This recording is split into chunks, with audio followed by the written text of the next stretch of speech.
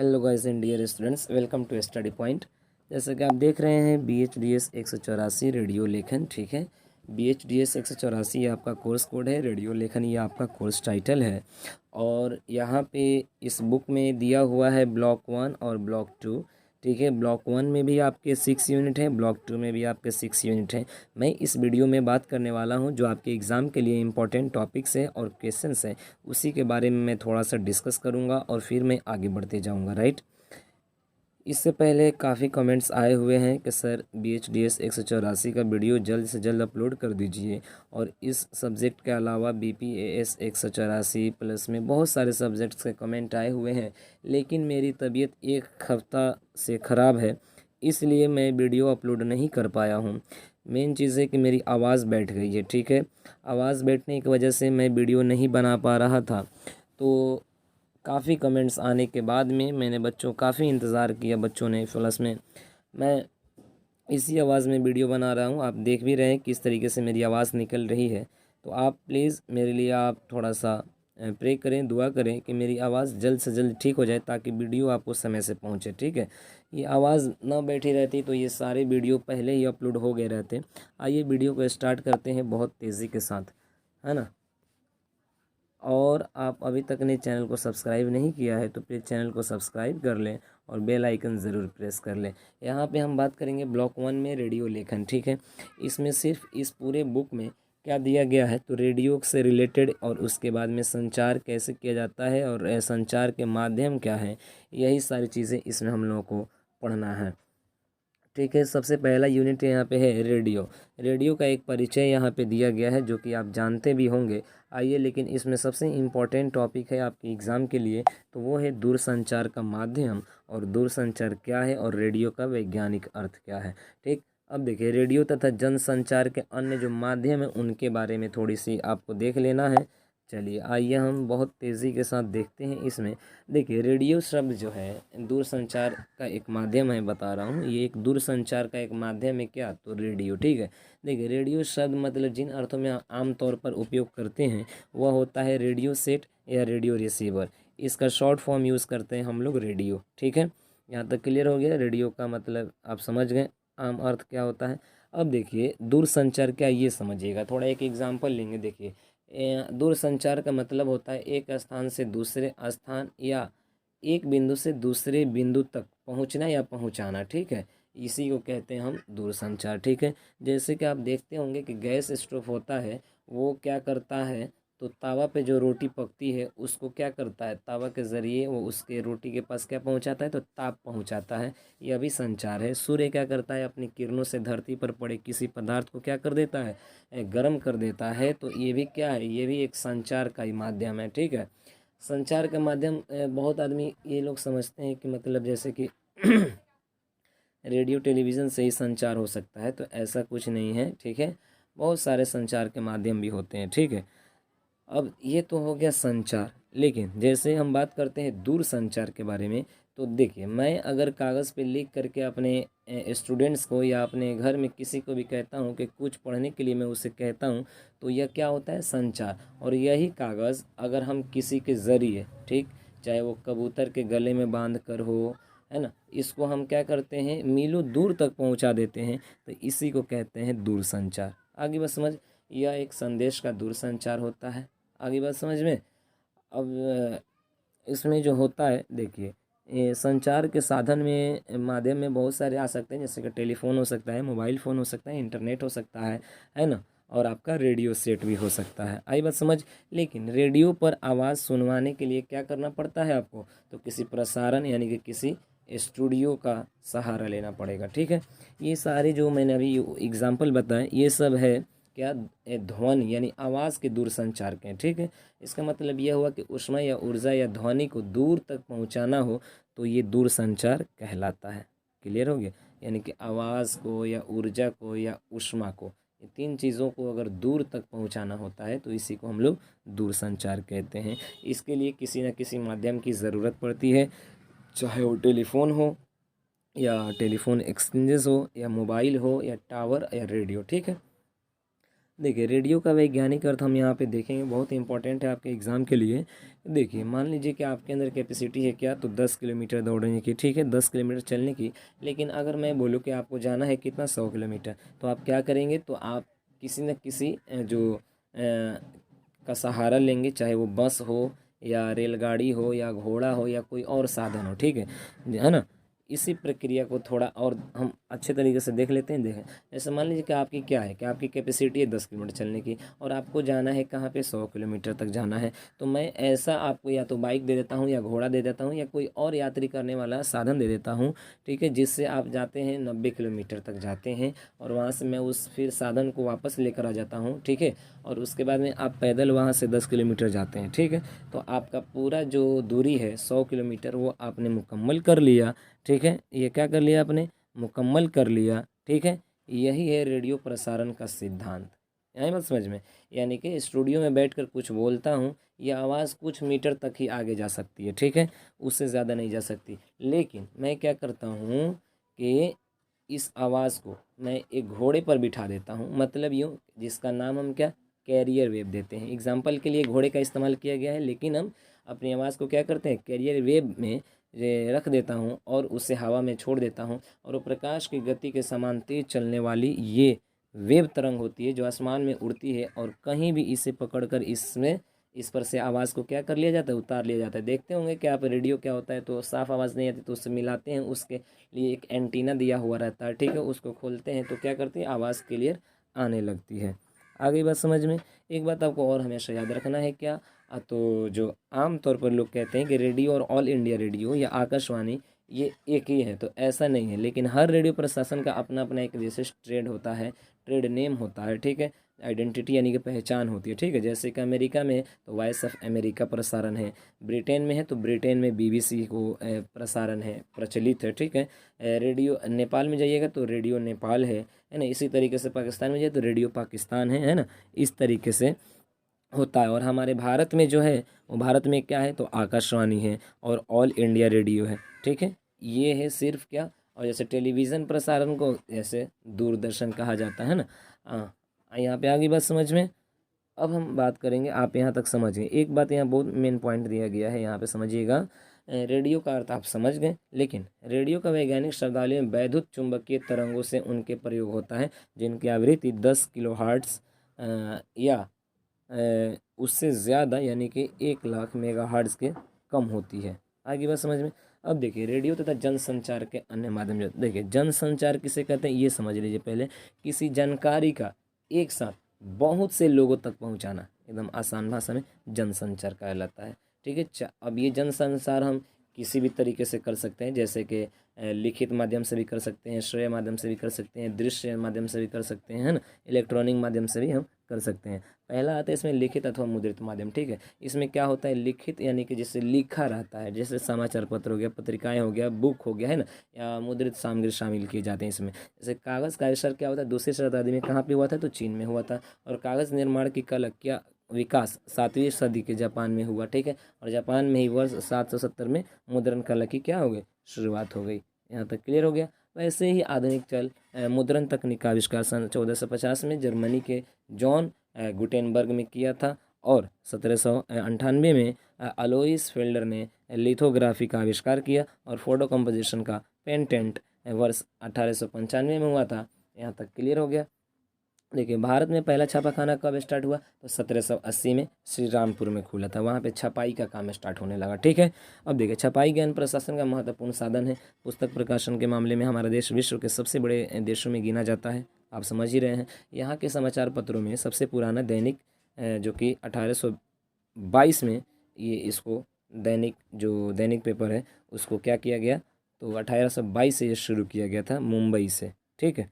और उसके बाद में फिर क्या हुआ, बहुत सारे यहाँ पे आए, जैसे कि सप्ताह में 2 या 3 बार छपने वाले अखबारों की संख्या कितनी थी, तो 358। और एक हफ्ता में कितने पत्र छपते थे, तो 19,631। उसके बाद में पाक्षिक जो था 7356। मासिक यानी कि एक महीने में क्या था, तो 16,109। आदि मिलाकर कुल पत्रकार संख्या 55,780, जिनमें वार्षिक और अर्धवार्षिक तथा अनियमित अवधि के पत्र पत्रिकाएँ शामिल थे।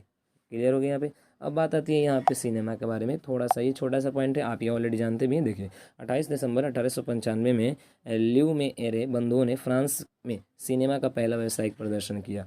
सिनेमा की तकनीक को विकसित करने का श्रेय अमेरिका के एडिसन, फ्रांस के एलुमेरे और बंधुओं तथा ब्रिटेन के पॉल को दिया जाता है। भारत में 1899 में सिनेमा का निर्माण हरिश्चंद्र सर्वराय भाटोडेकर ने दी रेस्टर्स तथा मैन एंड मंकी जैसी छोटी फिल्मों से क्या किया था, शुरू किया था। तो ये जो फिल्में थी इसमें आवाज़ नहीं थी, ठीक है, इसमें आवाज़ नहीं थी, है ना, सिर्फ दृश्य दिखाया जाता था इसमें, ठीक है। और दादा साहब फाल्के की मूल फिल्म राजा हरिश्चंद्र मई 1913 में प्रदर्शित हुई, है ना, यानी कि बना।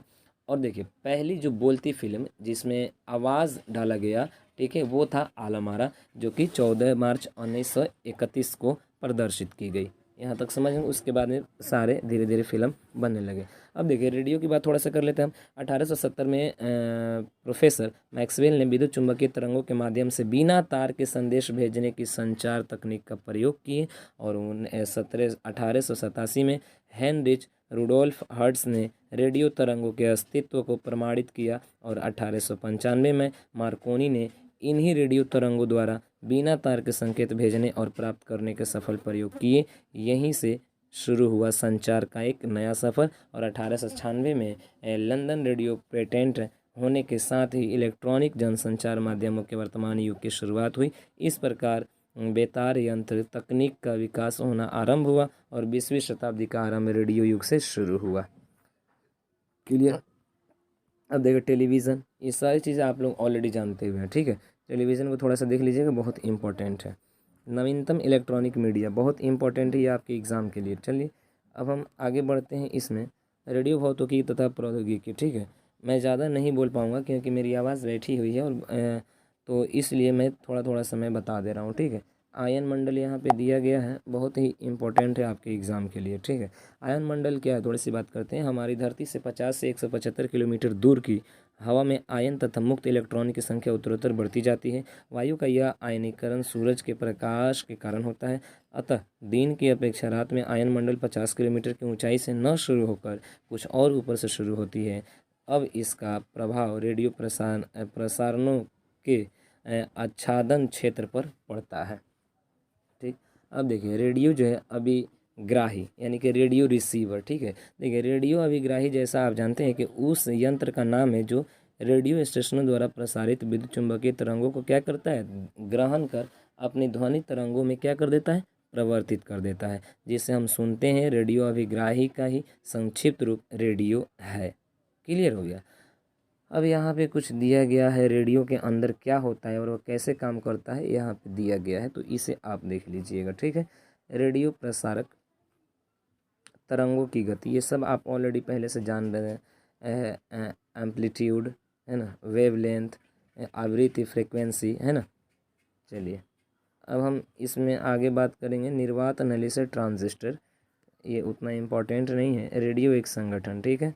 देखिए इससे थोड़ा सा इम्पोर्टेंट है, समझ लीजिए। मैं रेडियो के लिए लिखता हूँ या लिखना चाहता हूँ, यह बात मन में उभरती है, तो रेडियो का एक समेकित, ठीक, स्वरूप जो हमारे सामने आता है वो है इसका संगठनात्मक स्वरूप, ठीक है। रेडियो प्रसारण की कोई भी संस्था आमतौर पर 4 मुख्य विभागों का संयुक्त स्वरूप होती है। पहला कार्यक्रम विभाग, दूसरा तकनीकी विभाग, तीसरा प्रशासनिक विभाग और चौथा वाणिज्य विभाग। कार्यक्रम विभाग क्या होता है, तो रेडियो पर क्या और कब प्रसारित करना है इसका निर्णय कार्यक्रम विभाग करता है। यह विभाग काम की सुविधा को ध्यान में रखते हुए कई अनुभाग में बांटा होता है, जैसे कि संगीत, नाटक, महिला कार्यक्रम, खेल, बाल कार्यक्रम, समाचार, वार्ता, विज्ञान, ब्राह्मण कार्यक्रम आदि। समझ गए। चलिए एक कार्यक्रम विभाग हो गया। तकनीकी विभाग क्या होता है, रेडियो केंद्र द्वारा चयनित सामग्री को श्रोताओं तक पहुंचाने की तकनीकी प्रक्रिया का दायित्व इस विभाग का होता है, जैसे कि microphone, tape recorder, CD player, computer के सही चयन एवं रख रखाव को यही विभाग देखता है, तकनीकी विभाग। समझ गए। प्रशासनिक विभाग क्या होता है, तो प्रसारण केंद्र के विभिन्न विभागों तथा समुचित बजट व्यवस्था का दायित्व इस भाग का होता है, जैसे कलाकारों, उद्योगों को आदि मानदेय तथा कार्यक्रम एवं तकनीक विभाग द्वारा वांछित सामग्री के कार्य की व्यवस्था इस भाग द्वारा की जाती है। वाणिज्य विभाग क्या होता है, तो देखिए बदलते परिवेश की ज़रूरतों को पूरा करने के लिए वाणिज्य विभाग रेडियो केंद्र का अनिवार्य हिस्सा बन चुका है। इस विभाग द्वारा विज्ञापन संबंधी कोई भी मतलब विज्ञापन देना हो, प्रचार करवाना हो अपने दुकान के बारे में, किसी चीज़ के बारे में, तो ये वाणिज्य विभाग का काम होता है। चलिए, इस यूनिट में जो इम्पोर्टेंट था, बहुत ही मैंने आपको बता दिया, इसमें इम्पोर्टेंट था क्या, टेलीविज़न, रेडियो, सिनेमा, दूरसंचार एंड जनसंचार। क्लियर हो गया। यहाँ से स्टार्ट होता है हमारा रेडियो का इतिहास। ठीक है, रेडियो का इतिहास तो आप ऑलरेडी जानते भी होंगे। आइए, लेकिन इसमें सबसे इम्पोर्टेंट पॉइंट है क्या, कि रेडियो का आविष्कार किसने किया था, बहुत ही इम्पोर्टेंट है। आई बात समझ में, जिसको हम लोगों ने ऊपर भी देखा है। और अब आकाशवाणी की नई सेवाएं, यहाँ पे एक पॉइंट है बहुत, इस यूनिट में बस यही दो इम्पोर्टेंट पॉइंट है। आइए देखते हैं इसमें। देखिए, रेडियो का आविष्कार, देखिए विज्ञान के नए नए आविष्कारों का मानव जीवन को सुखमय बनाने में महत्वपूर्ण योगदान है। रेडियो का आविष्कार भी इनमें से एक है। रेडियो सेट पर जब भी हम कोई समाचार या संगीत या कार्यक्रम सुनते हैं तो हमारे मन में यह जिज्ञासा उत्पन्न होती है कि रेडियो सेट पर यह आवाज़ हम तक कैसे पहुंचती है। आई ना बात समझ में तक। तो रेडियो का आविष्कार 1896 में इटली के एक वैज्ञानिक मार्कोनी ने किया था। समझ रहे हैं। इसके पहले रेडियो तरंगों का प्रायोगिक उपयोग जर्मन भौतिक शास्त्री हेनरिच हर्ज ने 1887 में किया था। इस संदर्भ में रदरफोर्ड, आल्वीर लॉज के प्रयोगों ने भी उल्लेखनीय कार्य किए, लेकिन इटली के 27 वर्षीय वैज्ञानिक गुगलियो मार्कोनी ने सबसे पहले संकेतों का संचार करने में सफलता प्राप्त की, और उन्होंने इंग्लैंड के कार्नावाल इलाके के पोल्गू नामक स्थान से अटलांटिक महासागर के पार कनाडा के न्यू फाउंडलैंड स्थित सेंट जॉन्स से भी भेजी गई आवाज़ को सुनने और पुनः अपनी बात दूसरी तरफ पहुंचाने में कामयाबी हासिल की। और मार्कोनी ने इसके पहले 1890 में बेतार के तार का आविष्कार करके इस दिशा में महत्वपूर्ण स्थान प्राप्त की। क्लियर हो गया। शुरू में रेडियो का उपयोग, देखिए शुरुआती दौर में रेडियो के संकेतों का उपयोग नौका चालकों की सुरक्षा के लिए किया जाता था। जब नाविक किसी समुद्री तूफान में फंस जाते थे तो वे दूसरे तट पर रहने वालों तक अपनी पुकार को पहुंचाने के लिए इसका उपयोग किया करते थे। समझ रहे हैं, पहले, ताकि उन्हें सुरक्षा प्राप्त हो सके, है ना। इसके बाद प्रथम विश्व युद्ध के दौरान इसका यानी कि रेडियो तरंगों का उपयोग गोपनीय सूचनाओं को दूसरों तक, यानी कि जो अंदर की बातें होती हैं उसको बताने के लिए इसका उपयोग किया गया, है ना। विदेश में रेडियो का उद्भव जो हुआ वो दुनिया में पहली बार 1916 में रेडियो के माध्यम से समाचार प्रसारित किया गया, और यह समाचार संयुक्त राज्य अमेरिका यानी यूनाइटेड स्टेट ऑफ अमेरिका के राष्ट्रपति के चुनाव की सूचना से संबंधित था। प्रिंट मीडिया के पहले चंद घंटों में संयुक्त राज्य अमेरिका के लोगों ने इस सूचना को सुना तो उनके कौतूहल का ठिकाना नहीं था। समझ रहे। 1922 में ब्रिटेन ने रेडियो प्रसारण के लिए एक कंपनी की स्थापना की। इस कंपनी का नाम ब्रिटिश ब्रॉडकास्टिंग कंपनी रखा गया, और यही कंपनी आगे चलकर जनवरी 1927 को ब्रिटिश ब्रॉडकास्टिंग कॉरपोरेशन के रूप में कार्य करने लगी, तथा BBC के नाम से ये पूरे विश्व में क्या हो गई, फैल गई, विख्यात हो गई। अब इस यूनिट में जो इम्पोर्टेंट था उसको हम लोगों ने देख लिया है, जो इसमें इम्पोर्टेंट था। यहाँ पे एक है स्वतंत्रता प्राप्ति के पूर्व रेडियो का स्वरूप कैसा था, तो ये छोटा सा पॉइंट है, इसको आप देखिएगा। चलिए हम आगे बढ़ते हैं। मैं ये बता दूं कि ये वीडियो सिर्फ एग्ज़ाम पर्पस के लिए बनाया जा रहा है। देखिए, आकाशवाणी यानी कि सेवा के विविध आयाम। देखिए, आकाशवाणी से 3 स्तरों पर कार्यक्रम प्रसारित किए जाते हैं। पहला राष्ट्रीय, दूसरा क्षेत्रीय, तीसरा स्थानीय। समझ गए। अब देखिए, इसके अलावा जो आकाशवाणी से समाचार सेवा, विदेश प्रशासन सेवा, विविध भारती विज्ञापन प्रसारण सेवा भी उपलब्ध है। जैसे देखिए, समाचार सेवा प्रभाग, जो आकाशवाणी का समाचार सेवा प्रभाग विश्व का सबसे बड़ा समाचार सेवा प्रभाग है। यह राष्ट्रीय, अंतर्राष्ट्रीय तथा क्षेत्रीय सभी घटनाओं के विषय में समाचार एकत्रित करने वाला बड़ा संगठन है। 1937 में फील्डन की सलाह पर केंद्रीय समाचार संगठन का निर्माण हुआ। तब से आज तक समाचार बुलेटिन दिल्ली में ही तैयार किए जाते हैं, और बाद में उन्हें अनुवाद विभिन्न यानी कि उसका ट्रांसलेटर अलग अलग भाषाओं में करके अलग अलग केंद्रों से प्रसारित किए जाते हैं।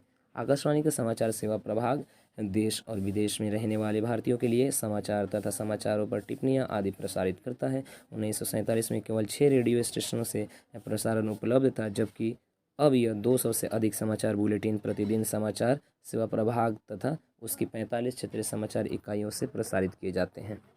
विदेश प्रसार, अब देखिए इसमें जो इम्पोर्टेंट था उसको हम लोगों ने देख लिया। प्रसार भारती का गठन, ये उतना इम्पोर्टेंट नहीं है। आकाशवाणी की नई सेवाएं, यहाँ पे देखिए आकाशवाणी की नई सेवाएं कौन कौन से हैं, तो पहला है एफएम सेवा, आप तो जानते ही हैं, ठीक है, एफएम के बारे में। दूसरा प्राइवेट रेडियो चैनल, जैसे कि एफएम चैनल की लोकप्रियता दिनों दिन बढ़ने लगी तो इस दिशा में प्राइवेट कंपनियों का आकर्षण भी बढ़ने लगा और उन्होंने सरकार से लाइसेंस लेकर प्राइवेट एफएम रेडियो शुरू किए। ठीक, सामुदायिक रेडियो है ना, ये उसी के अलग अलग मतलब तकनीकें हैं ना। चलिए आइए, फ़ोन इन कार्यक्रम सूचना, शिक्षा और मनोरंजन की सेवा प्रदान करने में आकाशवाणी सदा आगे रहा है और आकाशवाणी से प्रसारित किए जा रहे कार्यक्रम को श्रोता सुनते हैं, लेकिन सुनते समय उस कार्यक्रम पर अपनी राय नहीं दे सकते या प्रश्न नहीं पूछ सकते, मात्र सुनना ही उनकी नियति है। और लेकिन अब कार्यक्रमों के प्रति श्रोताओं की अभिरुचि को देखते हुए शिक्षा, स्वास्थ्य और जन समस्याओं से जुड़े विषयों पर स्टूडियो में विशेषज्ञों के विचार प्रस्तुत किए जाते हैं। रेडियो ऑन डिमांड सेवा, डिजिटल रेडियो सेवा है ना, आकाशवाणी डीटीएच सेवा, ये सारी चीज़ें आप ऑलरेडी जानते हैं, इसमें आपको हमको बताने की ज़रूरत नहीं है। चलिए, इस यूनिट में जो इम्पोर्टेंट था उसको हम लोगों ने देख लिया। यहाँ पे आता है रेडियो की भाषा, यानी कि संकेत और इसका कोड क्या होता है, इसके बारे में जानेंगे। देखिए, सबसे पहले रेडियो माध्यम इसमें इम्पोर्टेंट है और इसमें एक जो इम्पोर्टेंट पॉइंट है यहाँ पे देखिएगा, दिया गया है क्या कि रेडियो का लचीलापन, ठीक है। और यहाँ पे एक है रेडियो लेखन का महत्व, बहुत ही इम्पोर्टेंट क्वेश्चन है ये आपके एग्ज़ाम के लिए, इसे अच्छे तरीके से देखिएगा, ठीक है। और अब इसमें कोई इम्पोर्टेंट नहीं है, ये छोटा छोटा सा पॉइंट है, बहुत तेज़ी के साथ इसको देख लेते हैं। रेडियो माध्यम थोड़ा सा समझ देखिए, यूँ तो आप पिछली इकाई हम लोग जान भी लिया है कि रेडियो माध्यम से परिचित हम लोग हो चुके हैं, ठीक है, लेकिन यहाँ पे एक अलग दृष्टिकोण से इस माध्यम को समझना चाहेंगे। जैसे देखिए, रेडियो प्रसारण का अपना एक अनूठा और आकर्षक संसार है, ठीक है, एक अपना, अक्सर इसे आवाज़ की दुनिया के रूप में जाना जाता है, ऑलरेडी यू नो दैट, ठीक है। और इस दुनिया का अपना ही जादू है, अपना ही सम्मोहन है और रेडियो के दीवानों और उनकी दीवानगी की एक लंबी परंपरा है। देश भर में हज़ारों की संख्या में रेडियो श्रोता क्लब इसी दीवानगी का प्रतिफलन है, जो स्थानीय या प्रादेशिक या राष्ट्रीय स्तर पर स्मारिकाएँ प्रकाशित करते हैं। टेलीविज़न के सैकड़ों चैनलों एवं इंटरनेट पर लाखों वेबसाइटें बावजूद रेडियो के श्रोताओं की दीवानगी अपनी जगह है। कुछ ऐसे भी श्रोता हैं जो मात्र रेडियो सुनने के शौक़ के कारण दूसरे देशों के रेडियो संगठनों द्वारा सम्मानित किए गए हैं या अपने छोटे से कस्बे से निकलकर कई देश घूम आए हैं। रेडियो की आवाज़ की दुनिया में हम पल भर में न जाने कहाँ से कहाँ पहुँच जाते हैं। ट्रांजिस्टर की सुई थोड़ी थोड़ी देर में इधर से उधर घुमाते रहना लाखों लोगों का बाकायदा शौक़ होता है, समझ रहे। अब देखिए, अन्य माध्यमों की तुलना में रेडियो, ठीक है, आइए हम देखेंगे इसमें रेडियो की विशिष्टताएँ, ठीक है, ये इम्पोर्टेंट है आपके एग्ज़ाम के लिए। आइए देखते हैं, यहाँ पे पहला इसमें जो इसकी विशिष्टताएं हैं, यहाँ पे है कल्पना शक्ति को जगाना। देखिए, रेडियो का सबसे बड़ा सकारात्मक पहलू क्या है, तो श्रोताओं की, यानी कि जो सुनने वाले होते हैं, जो इनको सुनते हैं, वो उनकी कल्पना शक्ति को जगाना एवं उसके साथ चलना। दृश्य माध्यम से कल्पना के लिए बहुत कम गुंजाइश रहती है, ठीक है। एक तो दृश्य मतलब पिक्चर दिखा करके, है ना, एक तो दृश्यों के कारण कल्पना की आवश्यकता भी कम रहती है, साथ ही पल पल बदलते दृश्य और पर्दे पर सब टाइटल्स या फिर कैप्शन के टिके ध्यान के कारण समय भी नहीं रहता। दृश्य माध्यमों में कल्पना का नकारात्मक पहलू भी शामिल है। दृश्य यदि हमारी कल्पना के विपरीत है तो हमें आघात सा लगता है, और मसलन उर्वशी या मेनका जैसी अप्सराओं को लेकर हमारी अपनी कल्पनाएं हैं। यदि किसी फिल्म या धारावाहिक में इनकी भूमिका कर रही पात्र हमारी कल्पना के अनुरूप नहीं तो कार्यक्रम असफल होता है, ठीक है। आइए, वर्तमान का बोध, रेडियो का लचीलापन। देखिए, दूसरे माध्यमों के साथ परेशानी यह है कि उनके साथ बंद कर एकाग्रचित होकर बैठना पड़ता है। दृश्य माध्यमों में पल पल बदलते दृश्यों को छोड़ना संभव नहीं होता, क्योंकि फिर पूरे कार्यक्रम को समझना, उसका आनंद लेना असंभव होगा, और दृश्य माध्यम में कार्यक्रम देखते हुए कोई अन्य कार्य कर अपना संभव नहीं होता। फिल्म देखने के लिए हमें सिनेमा हॉल के अंधेरे में 3 घंटे बैठना होता है। टेलीविज़न पर भी फिल्म या अन्य कार्यक्रम के लिए लग कर बैठना पड़ता है। किताब या पत्र पत्रिका पढ़ने के साथ भी अन्य कार्य करना संभव नहीं होता। कुछ भी पढ़ने के लिए हमें उसे एकटक देखना पड़ेगा तथा उसी पर ध्यान केंद्रित करना होगा। यहीं पर रेडियो की दृश्यहीनता वरदान बनती है। ठीक, रेडियो के लिए एक जगह टिक कर बैठने की आवश्यकता नहीं होती। रेडियो कार्यक्रम सुनते हुए दूसरे मनचाहे काम किए जा सकते हैं। सफ़र करते हुए, रसोई खाना में खाना बनाते हुए, खेत में हल चलाते हुए, पढ़ाई करते हुए आदि रेडियो से मज़े से हम सुना जा सकता है। ये रहा किसे दृश्य यानी कि टेलीविज़न और रेडियो में डिफरेंस। आई बात समझ में? आइए अब देखिए सबसे इम्पोर्टेंट एक और इसमें पॉइंट था रेडियो कोड एवं संकेत। देखिए रेडियो के संदेश जिन संकेतों एवं उनमें से बने कोड के जरिए प्रेषित होते हैं उन पर विस्तार से चर्चा की जाएगी। इसमें देखिए इसमें क्या है कि देखिए जो लिखित शब्द, चित्र, फोटो, सारणी, ग्राफ आदि, ठीक है, दृश्य माध्यमों जैसे फिल्म एवं टेलीविज़न की तस्वीरें, संवाद और पर्दे पर आने वाले कैप्शन कोड का काम करता है। समझ गए? कैप्शन कोड का काम कौन करता है? तो संवाद और पर्दे पर आने वाले कैप्शन कोड का काम करता है कौन? तो टेलीविज़न में जो तस्वीर होता है वो। अब देखिए संकेतों के वर्गीकरण का कार्य अमेरिकी दार्शनिक श्री C.S. पीर्स ने किया था। पीर्स के अनुसार वह संकेत जो किसी पदार्थ के समरूप होता है आइकॉन या बिंब कहलाता है, जैसे कि फोटोग्राफ। ठीक, जो संकेत किसी पदार्थ से किसी क्रम के अनुसार जुड़ा होता है सूचक या इंडेक्स कहलाता है। जैसे धुआं आग का सूचक है, वह संकेत यानी कि धुआं जो है आग का सूचक है। यानी कि कहीं पे भी अगर धुआं अगर आपको दिखाई देता है तो आप क्या समझते हैं कि वहाँ पे आग लगी है। ठीक है, वह संकेत जो किसी पदार्थ से न कोई संबंध रखते हैं न ही समरूपता किंतु पदार्थ का प्रतिनिधित्व करते हैं प्रतीक या सिंबल कहलाते हैं। ठीक है, सिंबल या प्रतीक। ठीक है, जैसे कि तिरंगा झंडा भारत देश का प्रतीक है। अब रेडियो के श्रय संकेतों और कोड पर अलग अलग विस्तार से यहाँ पे चर्चा किया गया है। पहला शब्द देखिए, जैसे फिल्म या टेलीविज़न पर किसी पदार्थ या वस्तु की तस्वीर या बिंब बनता है उस अर्थ में शब्द प्रतीकात्मक संकेत मात्र है, यानी कि कोई शब्द सुनकर श्रोता को स्वयं ही उस पदार्थ की कल्पना करनी होती है। किन्तु लिखे हुए और छपे हुए शब्दों तथा रेडियो से आने वाले शब्दों में एक बुनियादी अंतर है। यह महत्वपूर्ण अंतर है कि रेडियो से आने वाले शब्द हमेशा और अनिवार्य रूप से बोले हुए होते हैं। दूसरा है ध्वनि। ठीक है, अब इस यूनिट में संगीत तीसरा है, मौन या पॉज चौथा पॉइंट है इसका। अब इस यूनिट में कोई इम्पोर्टेंट नहीं है, जो इम्पोर्टेंट था उसको मैंने बता दिया। एक था इसमें रेडियो लेखन का महत्व। ठीक है, देखिए रेडियो पर जो कुछ प्रसारित होता है उसे बोले हुए शब्द कहा जाता है। ठीक है, क्योंकि ये किसी आवाज़ में प्रसारित होते हैं। सब कुछ ऐसे प्रसारित होता है जैसे कि प्रसारणकर्ता हर श्रोता के सामने आमने सामने बैठकर बातचीत कर रहा हो, किंतु रेडियो से आमतौर पर जो कुछ भी प्रसारित होता है वह सब लिखा हुआ होता है, यानी कि उसका आलेख होता है। ठीक है, पहले रेडियो पे बोलने के लिए पहले क्या किया जाता है? तो पहले उसको लिख लिया जाता है, तब हम उसे रेडियो पे बोल पाते हैं।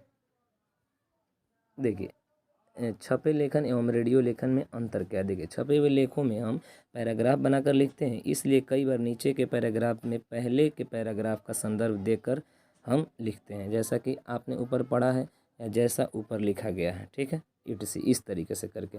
अखबार में हम किसी माह 10 तारीख को 8 या 7 या 6 तारीख की किसी घटना की खबर पढ़ते हैं तो विगत 8 तारीख को जैसा वाक्य पढ़ते हैं, किंतु रेडियो पर परसों या 2 दिन पूर्व या पिछले दिनों जैसे प्रयोग अधिक उचित रहेंगे, है ना।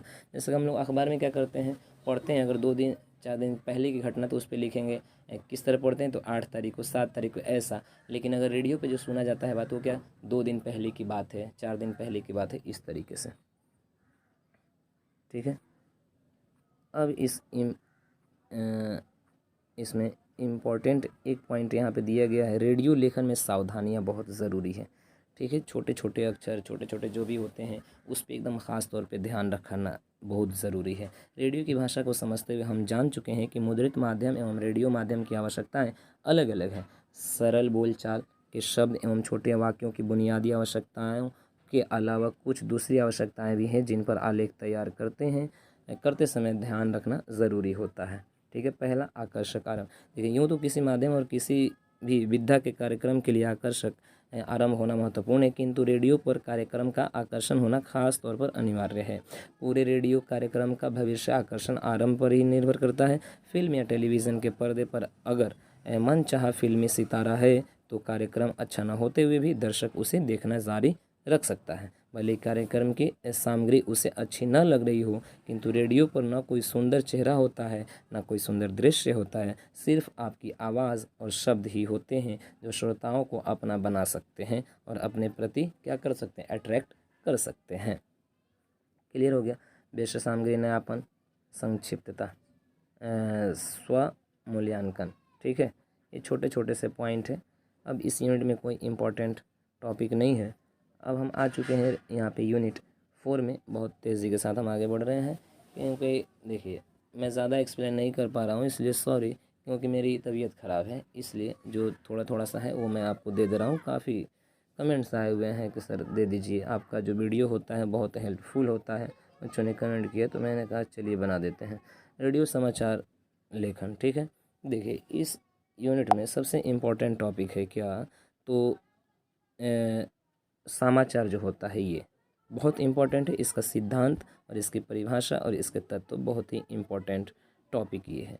दूसरा इसमें हम अगर कोई इम्पोर्टेंट टॉपिक है तो ये है रेडियो के लिए समाचार लेखन। आइए बहुत तेज़ी के साथ हम इसको भी देख लेते हैं। समाचार समझिए, समाचार के बारे में तो आप ऑलरेडी जानते हैं, लेकिन थोड़ा यहाँ देखिए। रेडियो समाचार पर चर्चा से पहले यह समझना बहुत ज़रूरी है कि समाचार से हमारा आशय क्या है, यानी क्या उम्मीद है। क्या हर घटना, समस्या या विचार समाचार है? कहने की ज़रूरत नहीं है कि हमारे आसपास मोहल्ले, गांव या शहर में, पड़ोसी शहर या राज्य में, देश में या देश के बाहर रोज़ अनगिनत घटनाएं घटती हैं। महत्वपूर्ण लोग विचार प्रकट करते हैं या बयान देते हैं और बहुत तेरी समस्याएं होती है, लेकिन उनमें से कुछ चुनिंदा घटनाएं, विचार या समस्याएं ही समाचार के रूप में रेडियो, टीवी और समाचार पत्रों के जरिए हम तक पहुंचती हैं। ऐसे में स्वाभाविक तौर पर यह सवाल उठता है कि आखिर वे कौन से कारक हैं जिनके होने से कोई घटना, विचार या समस्या या समाचार बन जाती है और बाकी समाचार नहीं बन पाते। वो कौन से मतलब कारक हैं? तो देखिए, किसी घटना, विचार और समस्या में छिपे समाचारीय मूल्य को समझने और उसे ठीक तरीके से पकड़ने की क्षमता ही किसी पत्रकार की सफलता की पहली शर्त है। निश्चय ही समाचार मूल्य की पहचान की क्षमता धीरे धीरे अनुभव के साथ बढ़ती है, लेकिन एक नवांगतुक रेडियो पत्रकार के रूप में आपसे यह अपेक्षा की जाती है कि आप अपने कार्य क्षेत्र में घटने वाली घटनाओं, बयानों, विचारों और समस्याओं में से उन घटनाओं, विचारों और समस्याओं को छांट सके जो आपके रेडियो स्टेशन तक श्रोताओं के लिए समाचार है। इसलिए एक पत्रकार के रूप में आपका उन तत्वों से परिचित होना बहुत ज़रूरी है जिससे कोई घटना या विचार या समस्या समाचार बन जाती है। पहला देखिए, समाचार परिभाषा और प्रमुख तत्व। ठीक है, इसमें देखिए समाचार की दर्जनों परिभाषाएं हैं, बहुत परिभाषाएं हैं। अक्सर मजाक में कहा जाता है कि जब कुत्ता आदमी को काटे तो वह समाचार नहीं, लेकिन जब आदमी कुत्ते को काट ले तो वो क्या हो जाता है, समाचार बन जाता है ना। मजाक में ही सही, लेकिन परिभाषा समाचार के एक अत्यंत महत्वपूर्ण पहलू को और इशारा करती है। कोई भी अनअपेक्षित या अनोखी घटना जो सामान्यता नहीं होती समाचार बन सकती है, लेकिन यह समाचार एक तत्व है और समाचार का दायरा इससे काफ़ी बड़ा है। जैसे इसी के लिए उदाहरण यहाँ पे दिया गया, अगर कुत्ता किसी महत्वपूर्ण व्यक्ति जैसे कि प्रधानमंत्री, मुख्यमंत्री, कमिश्नर या जिला पदाधिकारी या किसी मतलब क्रिकेटर स्टार या किसी फिल्म एक्टर को काट ले, या फिर किसी महत्वपूर्ण स्थान जैसे कि राष्ट्रपति भवन, संसद भवन, मंदिर, मस्जिद या हवाई अड्डा दिल्ली, है ना, कनॉट प्लेस या व्यस्त बाज़ार में कई लोगों का काट ले तो वह भी समाचार बन सकता है। ठीक है, इसमें असमानताएं का तत्व मौजूद है, लेकिन साथ ही महत्वपूर्ण व्यक्तियों या महत्वपूर्ण स्थानों पर होने वाली घटनाओं को भी जानने में श्रोताओं की रुचि होती है। समझ रहे हैं ना। देखिए इसमें क्या होता है कि इसके अलावा लोगों की रुचि विभिन्न तरह के विषयों के बारे में जानने की होती है। जन रुचि के विषय जैसे कि सामाजिक संबंध और मुद्दे, फिल्में, खेल, फैशन, यात्रा, शॉपिंग, संस्कृति, जीवन शैली, लोकाचार आदि से जुड़ा घटनाक्रम या कोई नई चीज़ भी समाचार बन सकती है। हालांकि ऐसी खबरों को सॉफ्ट स्टोरीज कहा जाता है। उन्हें बुलेटिन में हार्ड न्यूज़ यानी कि ताज़ा समाचारों के प्रसारण के बाद बचे समय में ही इसे जगह मिल पाती है। फैशन के बारे में या फिल्म के बारे में या खेल के बारे में, है ना। देखिए समाचार का एक सबसे महत्वपूर्ण तत्व क्या है, नवीनता या तत्कालिकता। अगर अन्य बातें एक जैसे होती तो कल हुई घटना की तुलना में आज और बुलेटिन में 5 घंटे पहले घटना की तुलना में थोड़ी देर पहले घटी घटना समाचार बन जाती। 24 घंटे के चैनलों और रेडियो बुलेटिनों के युग में खबरें जितनी तेज़ी से आती हैं उतनी ही तेज़ी से बासी भी हो जाती है। इसलिए बुलेटिन तैयार करते हुए संपादक ताज़ा समाचारों या पहले की किसी खबर को ताज़ा विकास क्रम को काफ़ी महत्व देते हैं। समझ गए। समाचार किसी भी घटना विचार समस्या की ऐसी रिपोर्ट को कहते हैं जिसमें नवीनता अधिक से अधिक लोगों को प्रभावित करने की क्षमता और असमानताएं के अलावा बड़े पाठक श्रोता दर्शक वर्ग की रुचि हो, इसे ही समाचार कहते हैं। समाचार का सिद्धांत देख लेते हैं। माना जाता है कि समाचार सच्चाई को सामने लाते हैं। श्रोता अपने रेडियो नेटवर्क पर इसीलिए भरोसा करते हैं कि वह किसी घटना विचार या समस्या के बारे में निष्पक्ष तरीके से वास्तविकता को अपने लाएगा। कोई भी समाचार माध्यम अपने श्रोता का भरोसा जीते बगैर सफल नहीं हो सकता और इसके लिए उसे कई कसौटियों पर समाचारों की साख को बनाए रखना होता है। इन कसौटियों को समाचार सिद्धांत भी कहा जाता है और किसी भी रिपोर्टर को खबर लिखते हुए और संपादक को उसका चुनाव और प्रस्तुत करते ध्यान रखना चाहिए। ये सिद्धांत है। पहला क्या, तो परिशुद्धता या यथार्थ यानी कि एक्यूरेसी। ठीक है, समाचार लेखन या संपादक में जहाँ तक संभव हो यथार्थ या वास्तविकता को ज्यों का त्यों पेश किया जाना चाहिए, यानी कि जो चीज़ सत्य है सच है उसी को पेश होना चाहिए, है ना। और तथ्यों के साथ छेड़छाड़ तोड़ मरोड़ करने पर वास्तविकता सामने नहीं आ पाएगी, है ना। इसलिए ज़रूरी है कि तथ्यों और सूचनाओं की शुद्धता को अच्छी तरह से जांच परख लिया जाए और समाचार में उन सभी तथ्यों का चयन किया जाए जो संपूर्णता से यथार्थ को प्रतिबिंबित करे। दूसरा है ऑब्जेक्टिविटी यानी वस्तुपरकता। वस्तुपरकता का संबंध इस बात से है कि हम किसी घटना और उससे जुड़े तथ्यों को कैसे देखते हैं। दरअसल कई बार हम किसी घटना से जुड़े तथ्यों को अपने व्यक्तिगत नज़रिए और धारणाओं के आधार पर देखते हैं और इस प्रक्रिया में उन तथ्यों और पहलुओं की उपेक्षा कर देते हैं जो उस घटना विचार या समस्या को यथार्थता के साथ प्रस्तुत करने के लिए ज़रूरी है। तीसरा निष्पक्षता यानी कि इम्पार्शियलिटी। ठीक है, निष्पक्षता से तात्पर्य यह है कि पत्रकार को किसी भी घटना विचार या समस्या से जुड़े किसी भी गुट या समूह का पक्ष नहीं लेना चाहिए। ठीक है। संतुलन बैलेंस। संतुलन का अर्थ है कि अगर किसी घटना विचार या समस्या से जुड़े कई पक्ष हैं तो रिपोर्ट लिखते हुए उन सभी पक्षों के सामने लाया जाए या उन्हें अपनी स्थिति स्पष्ट करने दी जाए। ठीक। और लास्ट पॉइंट है एट्रीब्यूशन। ठीक है, यानी कि स्रोतीकरण। निष्पक्षता, संतुलन, यथार्थता और वास्तुपरकता बरतने के लिए एक बेहतरीन तरीका यह है कि सूचनाओं और तथ्यों के स्रोत का स्पष्ट रूप से उल्लेख किया जाए और इसी को हम लोग क्या कह देते हैं, तो एट्रीब्यूशन कह देते हैं। ये बहुत ही इम्पोर्टेंट, इसमें यही एक बहुत इम्पोर्टेंट है क्वेश्चन। क्या तो समाचार क्या है और इसके सिद्धांत और इसके परिभाषा, ये बहुत इम्पोर्टेंट है इस यूनिट में। रेडियो समाचार के बारे में तो हम लोग ऑलरेडी जान चुके हैं, है ना।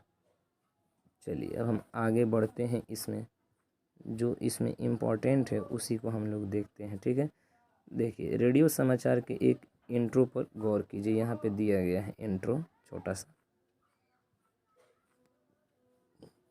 आइए, इंट्रो क्या है तो आप ऑलरेडी जानते हैं। रेडियो के लिए समाचार लेखन बुनियादी बातें क्या क्या होनी चाहिए, ये सबसे एक और इसमें यही एक इम्पॉर्टेंट है, यानी कि रेडियो के लिए समाचार लेखन जो बुनियादी बातें वो क्या क्या होनी चाहिए। तो पहला इसमें बुनियादी बातें ये है कि साफ़ सुथरी और टाइप्ड कॉपी होनी चाहिए। ठीक, इसको आप देख लीजिएगा। दूसरा मैं पॉइंट बता दूँ तो हेड जो डेट लाइन है, संदर्भ और संक्षिप्ताक्षर और समान सूचक शब्दों का प्रयोग होना चाहिए, आसान, है ना। बस ये दो चीज़ें अगर हो जाए तो बढ़िया हो जाएगा। रेडियो समाचार की भाषा के बारे में हम तो ऊपर हम लोगों ने देख लिया।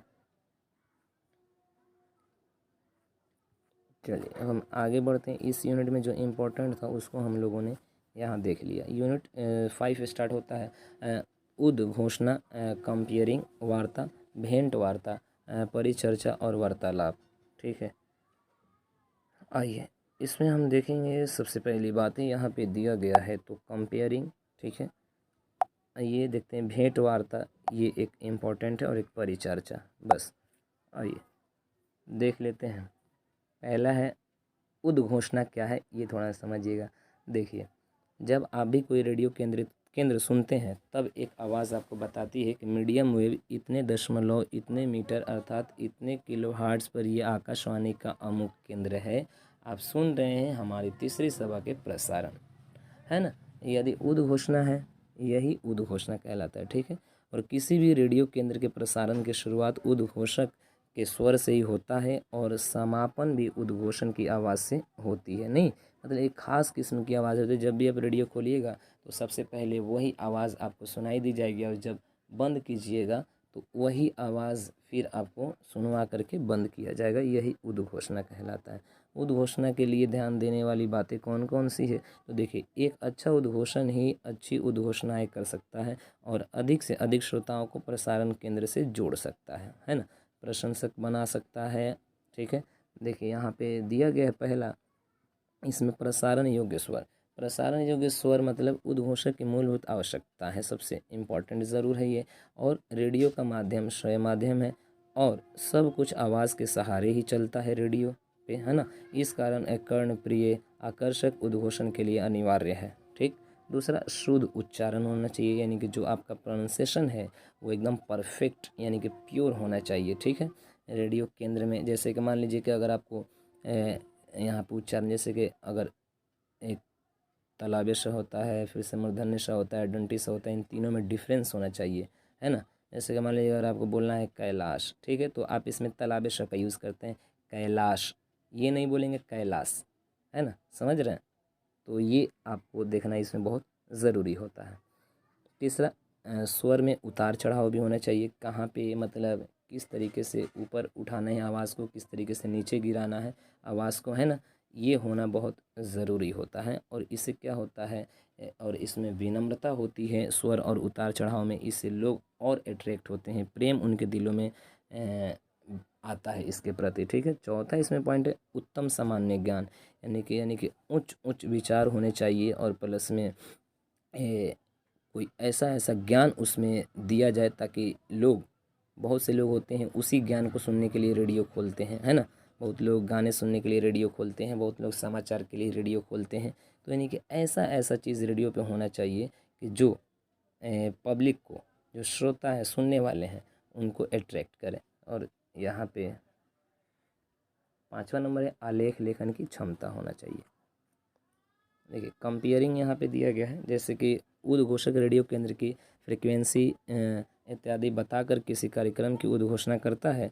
जैसे कि लीजिए अब प्रस्तुत है महिलाओं का कार्यक्रम घर संचार। वैसे ही कंपेयरिंग की भूमिका प्रारंभ शुरू होती है। कंपेयरिंग यानी कि कार्यक्रम का प्रस्तुतिकरण, कंपेयर को एंकर भी कहते हैं, ठीक है। कंपेयर को क्या करते हैं, एंकर भी कहते हैं, यानी जो एंकर होते हैं, जो मतलब अनाउंसर होते हैं, है ना, जो मतलब आपको अब चलते हैं, आपकी बातों को सुनते हैं, प्लस में वही चीज़ें आपके फरमाइश को पूरा करते हैं, तो ये एंकर होते हैं, ठीक है। और उर्दू में इसे मेज़बान और अंग्रेज़ी में इसे होस्ट कहते हैं, ठीक है। कंपेयर की भूमिका समझने के लिए हम किसी कवि सम्मेलन का उदाहरण भी ले सकते हैं। वहाँ मंच संचालक की कविता से जनता को परिचित कराना होता है। जो कविता सुनाई गई है उसी के समानांतर अन्य कविताएं पंक्तियां सुनाना, वह सोच विचार कर कवियों को बुलाता है कि माहौल जमा रहे और ज़रूरत के अनुसार वह रोचक किस्से भी सुनाता है, लतीफ़े भी सुनाता है, हंसी मजाक भी करता है। आई बात समझ में, इसी को हम लोग एंकर कहते हैं। समझ गए, एंकर के बारे में तो आप ऑलरेडी भी जानते होंगे। अब आइए, एक पॉइंट है यहाँ पे वार्ता। देखिए वार्ता जो होता है वो उच्चारित शब्द कार्यक्रम की मूलभूत विधा है। यदि आप किसी भी रेडियो केंद्र के कार्यक्रम की सूची और उसके अंतर्गत प्रसारित होने वाले कार्यक्रमों का विवरण सुनेंगे तो उनमें आपको कई वार्ताओं का जिक्र अवश्य मिलता है। वार्ता आमतौर पर कार्यक्रम प्रसारित करने का आसान तरीका है। कोई पर्व त्यौहार हो, महत्वपूर्ण घटना हो या अचानक किसी विषय पर कार्यक्रम प्रसारित करना हो तो बस किसी को फ़ोन किया और वार्ता लिख लाने का अनुरोध कर दिया, है ना। चलिए, वार्ता यानी कि अंग्रेज़ी में इसे टॉक का हिंदी नाम है, ठीक है। वार्ता की आवश्यकता तो कौन कौन से हैं, तो पहला है आकर्षक, ठीक, दूसरा है बोलचाल की भाषा, तीसरा है सतत प्रवाह। वार्ताओं के विविध रूप यहाँ पे दिया गया है, इम्पोर्टेंट है बहुत एग्ज़ाम के लिए आपके। देखिए अक्सर रेडियो केंद्र से आपको यह तरह की उद्घोषणाएँ सुनने को मिलती है कि लीजिए सुनिए एक व्यंग्य वार्ता। प्रस्तुत है और एक स्वार्थ वार्ता। अब समय है विज्ञान वार्ता का, सुनिए एक संस्मरणात्मक वार्ता। etc इस तरीके से आपको सुनने को मिलता है। वार्ता को कार्यक्रम की विधा मात्र है और उसके सभी सिद्धांत या तत्व एक ही जैसे होते हैं, मात्र विषय के आधार पर नाम बदल जाता है। हाँ, विषय के अनुसार ही वार्ता का थोड़ा सा स्वरूप भी बदल जाता है ना। यहाँ देखिए, पहला इसका है वार्ता लाख की कला, यानी कि ये क्या है, वार्ता के विविध रूप। पहला है वार्ता लाख की कला, जैसे कि पांचों पांडव सुरंग से बाहर निकलने के उनका महल धू धू करके जलने लगा और देखते ही देखते वह शाही प्रसाद राख के ढेर में बदल गया। दरअसल यह लाख का महल था। लाक्षागृह इसे बनाया था पुरोचन नामक वास्तुविद ने बनवाया था, दुर्योधन ने। ठीक है। दूसरा यहाँ पे वार्ता हमारी धरोहर विदेशों में। तीसरा इसमें इसका विविध रूप है हमारा समुद्र खजाना। चलिए, एक यहाँ पे है, देखिएगा, साक्षात्कार या भेंट वार्ता। बहुत ही इम्पॉर्टेंट पॉइंट है, ज़रूर इसे देखिएगा। देखिए, साक्षात्कार अथवा भेंट वार्ता रेडियो कार्यक्रमों की अत्यंत महत्वपूर्ण विधा है। संभवतः रेडियो और टेलीविज़न के विभिन्न कार्यक्रमों एवं समाचारों में इस विधा का सर्वाधिक प्रयोग किया जाता है, जैसा कि इसके नाम से ही स्पष्ट है। जहां वार्ता में एक ही व्यक्ति अपना आलेख पढ़कर सुनाता है, इस विधा में किसी से भेंट की जाती है। दूसरे एक व्यक्ति भेंटकर्ता के रूप में किसी विशेषज्ञ अथवा व्यक्ति के प्रश्न पूछता है और वह विशेषज्ञ अथवा व्यक्ति उनके उत्तर देता है। किसी वैज्ञानिक, अर्थशास्त्री या अन्य विशेषज्ञ से किसी विषय की जानकारी लेने के लिए अथवा किसी नेता, खिलाड़ी या कलाकार आदि के लिए जीवन के बारे में जानने के लिए इस विधा का प्रयोग किया जाता है। ठीक। कई बार भेंट वार्ताओं के माध्यम से आम जनता की राय अथवा विचार जानने का भी प्रयास किया जाता है। भेंट वार्ता की तैयारी यहाँ पे दिया है ना। इस तैयारी के लिए भेंटकर्ता को उस विषय पर अधिकाधिक जानकारी जुटाने की, सूचनाएं इकट्ठा करने की, किसी विशेष स्थान का भ्रमण करने की भी आवश्यकता पड़ सकती है। यदि किसी खिलाड़ी, कलाकार आदि से व्यक्तिगत जीवन पर भेंट वार्ता करनी है तो उसके जीवन के हर पहलू को गहराई से जानने की ज़रूरत होती है। भेंट वार्ता के आवश्यक शर्तें और भेंट वार्ता के समय सावधानियाँ, ये 2 पॉइंट आप देख लीजिएगा। चलिए, अब इस यूनिट में एक पॉइंट इसमें है परिचर्चा। ठीक है, इसको देख लीजिए। आप इसी इकाई में वार्ता विधा का परिचय प्राप्त कर चुके हैं, है ना। अभी ऊपर हम लोगों ने देखा, इस विधा में किसी विशेष विषय पर एक विशेषज्ञ, अब जिसे हम वार्ताकार कहते हैं, सरल भाषा में जानकारी देता है। वो वार्ताकार क्या होता है, सरल भाषा में, आसान भाषा में जानकारी देता है, उसी को वार्ता कहते हैं। कई बार वार्ता का विषय ऐसे भी होता है जिसमें तथ्यात्मक या सूचनात्मक जानकारी के स्थान पर वार्ताकार अपने विचार प्रदान करता है, जैसे राष्ट्रीय विकास में युवाओं की समस्या या बाल अपराध की समस्या आदि। इस प्रकार की वार्ताओं में किसी एक ही व्यक्ति के विचार सामने आते हैं। हम यह भी जानते हैं कि एक ही विषय पर अलग अलग विशेषज्ञ या व्यक्तियों के अलग अलग विचार होते हैं, इसलिए ऐसे विषयों को विचार विमर्श की मांग करते हैं, उन पर अलग अलग दृष्टिकोण सामने आए। परिचर्चा विधि इसी आवश्यकता की पूर्ति करती है। परिचर्चा में एक ही विषय पर उस विषय से जुड़े 4 लोगों विचार विमर्श करते हैं। आमतौर पर परिचर्चा में 4 प्रतिभागी होते हैं, कभी कभी आवश्यकता पड़ने पर 5 प्रतिभागी भी हो सकते हैं। किसी परिस्थिति में 3 प्रतिभागी भी हो सकते हैं। 4 प्रतिभागियों में से कोई एक परिचर्चा के संचालक या नियामक, यानी कि मॉडरेटर या दायित्व संभालता है ना। देखिए, यहाँ पे दिया गया है जो प्रतिभागियों के चयन पर विचार करें। जो परिचर्चा की सफलता मूलभूत आवश्यकता है। पहला है परिचर्चा के लिए प्रतिभागियों का चयन। किसी भी विषय पर आमंत्रित किए गए प्रतिभागी जितने ज़्यादा उस विषय के जानकार होंगे, उतने ही उस विषय के विभिन्न पहलुओं पर विस्तृत चर्चा कर सकेंगे। मतलब एक तरह समझिए कि इसको डिबेट है ना। परिचर्चा में संचालक की भूमिका, जो वहाँ पे उसको संचालक करता है। जैसे मान लीजिए अभी हम लोगों ने ऊपर देखा क्या, तो एंकर है ना, उसी तरीके से ये संचालक इसका काम करते हैं बढ़िया से। परिचर्चा संबंधी सावधानियाँ भी होती हैं। अब इस यूनिट में कोई इम्पोर्टेंट टॉपिक्स नहीं है, ठीक है। वार्तालाप के बारे में तो आप जानते ही हैं। चलिए, अब हम बात करेंगे यहाँ पे यूनिट 6 की। यूनिट 6 में डॉक्यूमेंट्री रूपक पत्रिका एवं व्यक्ति चित्र यहाँ पे दिया गया है। पहला यहाँ पे ये है कि डॉक्यूमेंट्री और रेडियो रूपक, ठीक है, और दूसरा इसमें है व्यक्ति चित्र, ठीक है। आइए, एक इसमें इम्पोर्टेंट है कि डॉक्यूमेंट्री का संयोजन। आइए देख लेते हैं इसे। डॉक्यूमेंट्री और रेडियो रूपक है क्या, ये थोड़ा समझिए। रेडियो विशेषज्ञ डॉक्यूमेंट्री रूपक में अंतर करना ठीक नहीं समझते हैं और अभी तक प्रसारण की दृष्टि से इन्हें एक ही माना गया है, ठीक है। इन किसको, तो डॉक्यूमेंट्री को और रेडियो रूपक को भी, है ना। वास्तविकता यह है, सच्चाई यह है कि रूपक और डॉक्यूमेंट्री में अभी तक कोई स्पष्ट अंतर नहीं किया गया है और रेडियो प्रसारण में इन्हें समानार्थी या पर्यायवाची माना जाता रहा है, ठीक। डॉक्टर मधुकर गंगाधरन के अनुसार पहली बार डॉक्यूमेंट्री शब्द का प्रयोग रूपक के साथ जॉन ग्रियर्सन ने 1926 में किया था, जिसे हिंदी में आलेख रूपक कहा जाता है। डॉक्टर सिद्धनाथ कुमार सही अर्थ में फीचर या डॉक्यूमेंट्री कही जाने वाली रचनाओं को आलेख रूपक या वस्तु रूपक कहना उचित मानते हैं तथा अन्य सामान्य रचनाओं को मात्र रूपक मानते हैं। देखिए, डॉक्यूमेंट्री और रेडियो रूपक की प्रकृति। डॉक्यूमेंट्री अंग्रेजी शब्द है और इसका मुख्य तत्व डॉक्यूमेंटेशन अथवा डॉक्यूमेंट्स, हिंदी में इसे दस्तावेजी वृत्तांत कहा जा सकता है ना। कहने का मतलब यह है कि जिस रूपक में दस्तावेजों और आलेखों का अधिक प्रयोग हो वो डॉक्यूमेंट्री कहलाएगा, ठीक है। लेकिन यह डॉक्यूमेंट्री की संकुचित परिभाषा है। डॉक्यूमेंट्री इससे एक कदम आगे जाकर लोगों में किसी समस्या के प्रति, किसी घटना के प्रति, किसी यथार्थ के प्रति जागरूकता उत्पन्न करने की कोशिश करती है और अपनी इस कोशिश में वह नाटकीयता भी अपनाती है। जैसे कि भावुक प्रसंगों को समेटती है, इस प्रकार वह रूपक में परिवर्तित हो जाती है। रूपक क्या है, थोड़ा सा ये देखिएगा। रूपक विधा का जन्म, विकास और अस्तित्व वास्तव में रेडियो प्रसारण से ही हुआ है, ठीक है। प्रस्तुतकर्ताओं का सदैव यह प्रत्ययन रहा है कि वे अपने श्रोताओं को दी जाने वाली उद्देश्यपूर्ण तथा सूचना प्रद सामग्री को विविध और आकर्षक ढंग से प्रस्तुत करें और इन्हीं प्रयत्नों का परिणाम है विभिन्न विधाओं का आविष्कार है।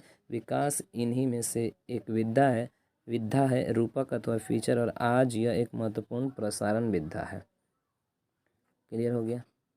अब देखिए, डॉक्यूमेंट्री और रूपक के आवश्यक तत्व क्या क्या हैं, तो देखिए यहाँ पे दिया गया है आवश्यक तत्व क्या। तो पहला यथार्थता, है ना। दूसरा है सूचना प्रद, तीसरा है नाटकीयता और चौथा है मानवीय पक्ष। समझ गए, ये इसमें बहुत इंपॉर्टेंट है डॉक्यूमेंट्री और रूपक के आवश्यक तत्व।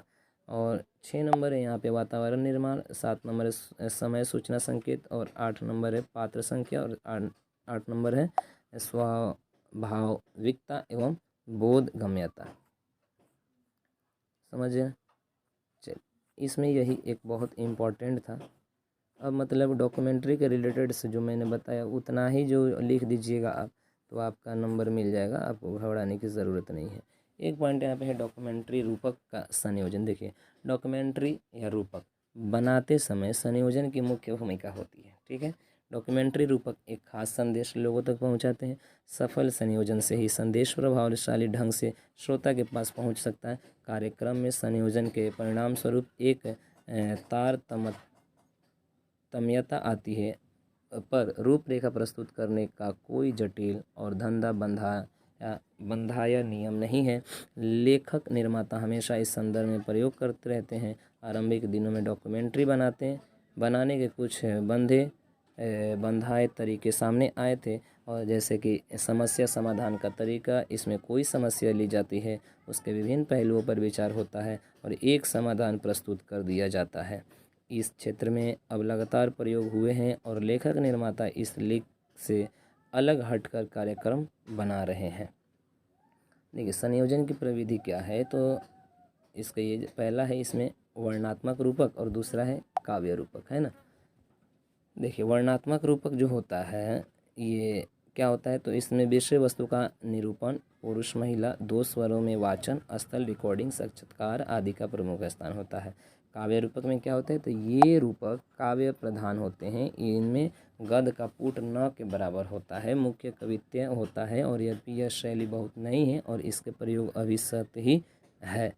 रेडियो प्रसारण में काव्य नाटक काफ़ी समय से चले आ रहे हैं और इनमें धर्मवीर भारती के अंधा युग का नाम सर्वोपरि है। तीसरा इसमें है संगीत रूपक। जिस रूपक में गीतों की प्रधानता को संगीतात्मकता हो और जिसे संगीत कलाकारों द्वारा प्रस्तुत किया गया हो वह संगीत रूपक कहलाता है। संगीत रूपक को संगीत वालों ने ओपेरा भी कहा है, परंतु ओपेरा संगीत का ही एक प्रकार है जो दृश्य अधिक है, श्रव्य कम, और संगीत रूपक में मुख्यतः सूत्रधार होता है, जैसे कि गद्यात्मक रूपकों में वाचक वाचिका होते हैं तथा नाटकीय तत्व को पात्रों द्वारा दर्शाया जाता है जो अपनी बात और संवाद संगीत के माध्यम से प्रस्तुत करते हैं। क्लियर हो गया? अब देखिए, अब इस यूनिट में मेरे हिसाब से कोई इम्पोर्टेंट टॉपिक्स नहीं है। जो इसमें इम्पोर्टेंट था उसको मैंने बता दिया और हम लोगों ने देख लिया। व्यक्ति चित्र ये एक इम्पोर्टेंट है, इसे थोड़ा सा मेहनत करके आप देख लीजिएगा। मेरी आवाज़ बैठ जाने की वजह से मैं सारे वीडियो नहीं डाल पा रहा हूँ, ठीक है, इसके लिए सॉरी, लेकिन आप बने रहें इस वीडियो में। हम अब चलते हैं यहीं पे, ये ब्लॉक 1 ख़त्म होता है, हम चलते हैं ब्लॉक 2 में। ये हम आ गए हैं यहाँ पे ब्लॉक 2 में। ब्लॉक 2 में हम देखेंगे इसमें जो दिया गया है, लेकिन मैं एक बात बता दूं कि ब्लॉक 1 से ही आपके ज़्यादा क्वेश्चंस पूछे जाएंगे, ब्लॉक 2 से ज़्यादा क्वेश्चंस नहीं पूछे जाएंगे। आई बात समझ में? तो इसलिए ब्लॉक 1 को आप अच्छे तरीके से समझ लीजिएगा। ये ब्लॉक मैं बहुत शॉर्ट में ख़त्म करने वाला हूँ, ठीक है। देखिए, रेडियो नाटक, ठीक है। देखिए, इसमें अगर मैं बात कर रहा हूँ तो रेडियो नाटक के महत्व इसमें बहुत ही इम्पोर्टेंट हो सकता है, और एक हो सकता है इसमें नाटक के जो भेद हैं वे हो सकता है। बस आइए देखते हैं रेडियो नाटक क्या है। संस्कृत आचार्य भारत में नाट्य शास्त्र में अनुकृति मूलक काव्य को नाटक कहा गया है, ठीक है। इनमें व्यक्तियों के कार्यों, उनकी स्थिति और मनोभावों का सजीव पात्रों द्वारा अनुकरण किया जाता है। अब देखिए, अनुकरण का आधार वाणी, वस्त्र और वेशभूषा है। संस्कृत नाट्य शास्त्रियों ने जिस साहित्य रूप को कभी दृश्य कहा था वही आज रेडियो नाटक के रूप में श्रव्य बन गया है। रेडियो नाटक भी साहित्य का एक रूप है और साहित्य के अन्य विधाओं का जो उद्देश्य होता है वही रेडियो नाटक का भी है। लेखक के कथ्य को सहृदयों तक पहुंचाना, हाँ, इसमें इतना अवश्य है कि अभिव्यक्ति का माध्यम बदल जाता है। रेडियो नाटक रंगमंचीय नाटक से उनके बातों में भिन्न है, अलग है। रंगमंचीय नाटक की विशेषताओं की ओर देखें तो वह सदृश भी है और श्रैवश्य भी है। वह आंगिक अभिनय की भी कला है और वाचिक अभिनय की भी कला है। इसमें वातावरण और परिस्थितियों को दृश्य साधन से सूचित किया जाता है। पात्रों की वेशभूषा और मुद्रा दृश्य साधन से महत्वपूर्ण बनते हैं। रेडियो नाटक उपयुक्त विशेषताओं से पूरी तरह वंचित है। इसका मुख्य कारण है दृश्य साधन का अभाव। रेडियो नाटक की दूसरी सीमा है समय। एक सीमित अवधि में सारे कथानक को इस तरह फैलाना और समेटना पड़ता है कि उसका प्रवाह संपूर्ण अवधि में बना रहे। पर रेडियो नाटक की अपनी विशेषताएं भी हैं। रेडियो नाटक में स्थान, समय और वातावरण का बंधन नहीं है, बल्कि एक व्यापक कैनवास पर फैलाए हुए कथानक को समेटकर श्रोताओं के समक्ष प्रस्तुत किया जा सकता है। रेडियो नाटक में मनोवैज्ञानिक चित्रण जिस प्रभावी ढंग से हो सकता है, शायद अन्य नाट्य रूपों में उतना संभव नहीं हो सकता। चलिए, रेडियो नाटक के विषय यहाँ पे दिया गया है। रेडियो नाटक के विषय जो हैं, पहला है, यानी कि इसे मुख्यतः इस तरीके से मतलब इसे बांटा गया है। पहला सामाजिक, दूसरा ऐतिहासिक, तीसरा वैज्ञानिक, चौथा मनोवैज्ञानिक, पांचवा अन्य विषय। सामाजिक विषय में क्या होता है? मनुष्य सामाजिक प्राणी है, अतः उसे जुड़ी अच्छाइयों और बुराइयों को लेकर नाटक का ताना बाना बुना जा सकता है। इसे नाटकों के कथानक में अक्सर पात्र अपने सामाजिक परिवेश में से संघर्ष करते नजर आते हैं और उसमें बदलाव की स्थिति पैदा करते हैं। अमीरी, गरीबी, छोटे बड़े वर्ग, अच्छी बुरी आदतें, अंधविश्वास, कुरीतियाँ और आदि को लेकर के कथानक रचा जा सकता है सामाजिक विषय में। ऐतिहासिक विषय में काल के साथ इतिहास की कहानी स्वतः रुचि होती है। भारत में स्वर्णिम इतिहास का दौर भी है। यहाँ पर गद्दी के लिए हुई लड़ाइयाँ भी है। अंग्रेजी शासनकाल का इतिहास भी भारत के साथ जुड़ा है। ठीक। तीसरा वैज्ञानिक विषय में क्या हो सकता है, हमारे चारों ओर वैज्ञानिक आविष्कारों और उनके चमत्कारों की कमी नहीं, किंतु हर वैज्ञानिक यंत्र के उपयोग में सावधानी भी उतनी ही आवश्यक है। विज्ञान जगत की उपलब्धियों, प्रामाणिक तथ्यों और अनुसंधानों को कल्पना का रंग देते हुए नाटक का रूप दिया जा सकता है। मनोवैज्ञानिक विषय क्या होता है, मनोवैज्ञानिक के आधार बनाकर नाटक को अनेकानेक प्रकार दिए जा सकते हैं। गहरी सोच और सूक्ष्म निरीक्षण के बल पर नाटक लेखन के लिए मनोविज्ञान के कई आयामों को विषय वस्तु के रूप में चुना जा सकता है ना। देखिए अब एक है अन्य विषय। नाटक के विषयों की कोई सीमा नहीं। सामाजिक, ऐतिहासिक, वैज्ञानिक और मनोवैज्ञानिक विषयों से हटकर भी नाटक के विषय रखे जा सकते हैं। जैसे कि नाटक उतार चढ़ाव में श्याम एक पुरानी घड़ी खरीद लेता है और यह प्रचारित करता है कि इसमें प्रेमियों की समाधि है। समझ गए। रेडियो नाटक के तत्व, पहला है तत्व कथानक, दूसरा पात्र, तीसरा ध्वनि, है ना। कथानक, यदि नाटक का सार निकाला जाए तो कुल मिलाकर इसमें एक संक्षिप्त कहानी होती है। इसी को नाटक की प्लॉट भी कहा जाता है। और सबसे पहले कागज़ पर या कम से कम अपने दिमाग में लेखक को नाटक के लिए उसके कुछ मुख्य भागों पर नज़र रखना ज़रूरी है। सबसे पहला उसका आरंभिक भाग यह इसलिए भी महत्वपूर्ण है क्योंकि यही वह समय है जब श्रोता को पूरा नाटक सुनने के लिए तैयार करना होता है ना। जैसे कि कौतूहल, जिज्ञासा, आत्मीयता और अस्पष्टता श्रोता के नाटक की ओर आकर्षित करते हैं। पात्र अथवा चित्रण, ज़रा सोचिए, क्या बिना किसी पात्र के कोई नाटक लिखा जा सकता है? तो नहीं। दरअसल ये पात्र ही नाटकीय कार्य व्यापार का वहन करते हैं और अपने संवादों द्वारा नाटकीय कथा उद्घाटित करते हैं। ठीक है। अब देखिए इस मतलब जो ये दिया गया पात्र अथवा चरित्र चित्रण करने का, तो इसमें जो 3 पॉइंट बहुत ज़रूरी होता है। पहला सूत्रधार, तीसरा अन्य पात्रों द्वारा, चौथा स्वागत कथन द्वारा, है ना। ये 3 पॉइंट बहुत ज़रूरी होता है इसमें। ध्वनि आप जानते ही हैं। ध्वनि जो होता है रेडियो नाटक की यार्द कोई सबसे भिन्न विशेषता है तो वह यह है कि इसे नेत्रहीन व्यक्ति भी सुनकर उतना ही आनंद ले सकता है जितना कि अन्य कोई और रेडियो नाटक ध्वनि का माध्यम है। समझ रहे हैं। यानी कि रेडियो सिर्फ जिनके पास आँख है वो तो सुन ही लेते हैं, लेकिन जिनके पास आँख नहीं है वो भी इसको सुन सकता है ना। देखिए ध्वनि को मुख्य 3 भागों में बांटा जा सकता है। पहला है उच्चरित शब्द, दूसरा ध्वनि प्रभाव, तीसरा संगीत। उच्चरित शब्द क्या होता है? इसके अंदर संवाद और भाषा दोनों ही आते हैं। पात्रों का परिचय, उनकी विचारधारा, उनकी अच्छाइयाँ बुराइयाँ, उनके अंतर, जो ये सभी शब्दों के भाषा की मांग करते हैं। ध्वनि प्रभाव, नाट्य लेखन में यह कार्य और भी मुश्किल होता है क्योंकि ध्वनि प्रभाव या इफेक्ट्स महत्वपूर्ण भूमिका निभाते हैं। तीसरा संगीत, रेडियो नाटक में ध्वनि का तीसरा रूप संगीत है। एक स्थान पर संगीत दृश्य परिवर्तन के लिए प्रयुक्त होता है। आइए अब हम आगे बढ़ेंगे इसमें। अब इस यूनिट में कोई इम्पोर्टेंट टॉपिक्स नहीं है। जो इम्पोर्टेंट था वो मैंने बता दिया। मैं बताया कि आप ब्लॉक 1 अच्छे तरीके से देखिएगा, आप अच्छा मार्क्स ला सकते हैं। दूसरा यहाँ पे दिया गया है एक पॉइंट, रेडियो नाटक के भेद। ठीक है। अब देखिए रेडियो नाटक जो है वो शिल्प की दृष्टि से रेडियो नाटक के मुख्य भेद हैं। शिल्प की दृष्टि से पहला क्या है तो एक पात्री, दूसरा झलकी, तीसरा रेडियो रूपांतर, चौथा रेडियो अतिकल्पना, पांचवा धारावाहिक रेडियो नाटक, छठा है काव्य नाटक और रेडियो कार्टून। ठीक है। छोटा छोटा सा पॉइंट है, इसको आप देख लीजिएगा।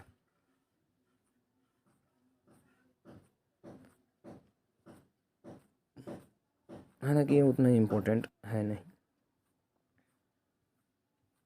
ठीक है। देखिए रेडियो नाटक, अब यहाँ से एक पॉइंट आता है शुरू, रेडियो नाटक प्रस्तुतिकरण। ठीक है।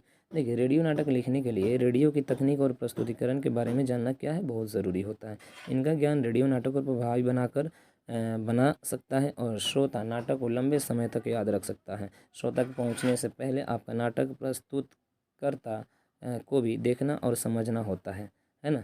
जैसे कि यहाँ पे देखिए आपका ज्ञान, आपके अंदर क्या नाट्य निर्देशित तकनीक है, ये सारी चीज़ें इसमें आता है। ठीक है। पहला इसमें पाठकों को, दूसरा ये इसमें जो है यही बातें नाटक के कलाकारों के अभिनय में भी सहायक होती है। कहने का मतलब यह है कि प्रस्तुतिकरण का ज्ञान लाभ पहुंचाता है किसको, तो पाठकों को भी, प्रस्तुतकर्ताओं को भी, कलाकारों को भी, संपादकों को भी, श्रोताओं को भी। ठीक है। अब इसमें दिया गया प्रस्तुतिकरण के क्या तरीके हैं और किन तकनीकों का उपयोग किया जा सकता है। प्रस्तुतिकरण तकनीक के मुख्यतः 5 प्रकार हो सकते हैं। पहला तो वाचिक अभिनय, दूसरा विगताख्यान और तीसरा संयुक्त, चौथा है आपका अन्य, है ना। यानी कि 4 हो सकते हैं। पहला है वाचिक अभिनय। देखिए, यह बात हम अच्छी तरह जान चुके हैं कि रेडियो नाटक में दृश्य का अभाव होता है, अतः प्रत्येक स्थिति और वातावरण का प्रत्येक पहल वाचिक अभिनय से ही उभरा होता है। ठीक है। दूसरा इसमें विगताख्यान, ये उतना इम्पोर्टेंट नहीं है। मोन्टाज भी इसे कहते हैं, मौन, है ना। रेडियो नाटक केवल सुना जा सकता है, लेकिन यदि किसी स्थिति में न सुनने के लिए भी स्थान छोड़ दिया जाए तब आपको आश्चर्य तो होगा ही। इसी खामोशी को मौन कहा जाता है ना। मौन मतलब कुछ न बोलना, है ना। चलिए हम आगे बढ़ेंगे। इसमें स्वप्न शैली मतलब जैसे सपना होता है, यहीं पे ये यूनिट ख़त्म होता है। अब हम आ गए हैं यहाँ पे ब्लॉक 2 के जो यहाँ पे यूनिट है 8, हम इसमें आ गए हैं ब्लॉक यूनिट 8 में। ठीक, आइए देखते हैं इसमें मनोरंजन संबंधी कार्यक्रम, जैसे कि मनोरंजन का महत्व, ये इसमें एक इम्पॉर्टेंट है बहुत। ठीक, दूसरा इसमें बाकी इसमें और कोई तो इसमें इम्पोर्टेंट नहीं है, और जो भी इसमें है वो आप ऑलरेडी आप जानते हैं। ठीक है, देखिए जैसे कि आप जानते हैं क्या, चुटकुला के बारे में जानते ही हैं, गीत संगीत के बारे में जानते हैं, है ना। सुगम संगीत, लोक संगीत, फिल्म संगीत, है ना, ये सब जानते हैं आप। ठीक है, चलिए क्विज प्रश्नोत्तरी होता है ये भी कार्यक्रम में, तो अब जानते हैं क्वेश्चन आंसर, पहेली होता है, अंताक्षरी होता ही है, ये सब आप लोग इसमें ऑलरेडी जानते हैं। बस एक पॉइंट मैं यहाँ पे देखूँगा, मनोरंजन संबंधी कार्यक्रम से तात्पर्य क्या है, यही इस यूनिट में मेरे हिसाब से इम्पोर्टेंट है। देखिए, मनोरंजन का सीधा संबंध किसी व्यक्ति की निजी रुचि से होता है। किसी व्यक्ति की रुचि यदि पुराने दर्द भरे फिल्मी गीतों जैसे कि सैड सॉन्ग्स जिसको कहते हैं में है, तो उन गीतों को सुनना ही उसके लिए सबसे बड़े मनोरंजन का साधन है। किसी व्यक्ति की रुचि साहित्यिक कार्यक्रमों में है तो उसके लिए वही मनोरंजन है। किसी प्रकार की किसी व्यक्ति की रुचि शास्त्रीय संगीत या गज़लों या नाटक या लोकगीतों आदि का हो सकती है, इसलिए मनोरंजन मात्र हास्य कार्यक्रमों से ही संभव है। ऐसा नहीं है। आप जानते हैं कि अद्भुत जानकारियाँ देने वाले टीवी चैनल कितने लोकप्रिय हैं, लेकिन इस इकाई मनोरंजन से हमारा तात्पर्य उन कार्यक्रमों से है जो मूल रूप से श्रोताओं का मनोरंजन करना चाहते हैं, श्रोताओं को सुकून देना चाहते हैं। उन कार्यक्रमों से है जो मूल रूप से श्रोताओं का मनोरंजन करना चाहते हैं, वो सुकून देना चाहते हैं, उसे गुदगुदाना चाहते हैं। यदि ऐसे कार्यक्रम कुछ सूचना या जानकारी भी देते हैं तो हल्के फुल्के अंदाज में देते हैं, है ना। आइए, मनोरंजन का महत्व देखिए, प्रस्तावना में हमने जो ऊपर प्रस्तावना यहाँ पे दिया गया है, यहाँ पे ये है ना, ये प्रस्तावना है। ठीक, तो वही यहाँ पे कहा जा रहा है कि प्रस्तावना में हमने ये चर्चा की थी कि वर्तमान समय में जीवन काफ़ी जटिल हो गया है। इस समय में व्यक्ति के जीवन में कष्ट और अभाव बढ़ गए हैं।